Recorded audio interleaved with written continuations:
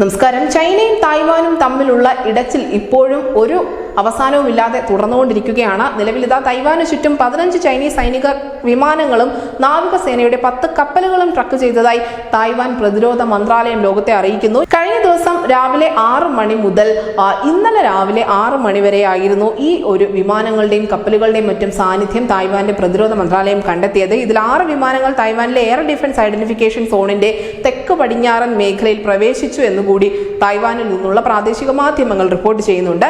Chinese സൈനിക വിമാനങ്ങളുടെ സാന്നിധ്യം ശ്രദ്ധയിൽപ്പെട്ടതിന് പിന്നാലെ തന്നെ തായ്വാൻ സേനയുടെ വിമാനങ്ങളും യുദ്ധക്കപ്പലുകളും രാജ്യത്തിന് പ്രതിരോധം തീർത്തു എന്നുകൂടി റിപ്പോർട്ട് അവകാശപ്പെടുന്നു. പീപ്പിൾസ് ലിബറേഷൻ ആർമിയുടെ പ്രവർത്തനങ്ങൾ നിരീക്ഷിക്കുന്നതിനായി മിസൈൽ സംവിധാനങ്ങൾ ഉൾപ്പെടെ രാജ്യത്തിന്റെ തന്ത്രപ്രധാന മേഖലകളിൽ വിന്യസിച്ചിട്ടുണ്ട് എന്നുകൂടി തായ്വാൻ അറിയിക്കുന്നുണ്ട്.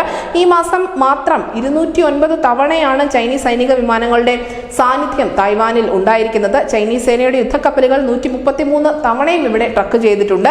2020 സെപ്റ്റംബർ മുതലാണ് തായ്വാന് ചുറ്റുമായി ചൈനീസ് സൈനിക വിമാനങ്ങളുടെയും നാവിക കപ്പലുകളുടെയും എണ്ണമൊക്കെ കുത്തനെ വർദ്ധിച്ചു വരുന്നത്. നമുക്കറിയാം, തായ്വാൻ ചൈനയുടെ ഭാഗമാണ് എന്നാണ് നിരന്തരം ചൈന പറഞ്ഞുകൊണ്ടിരിക്കുന്നത്.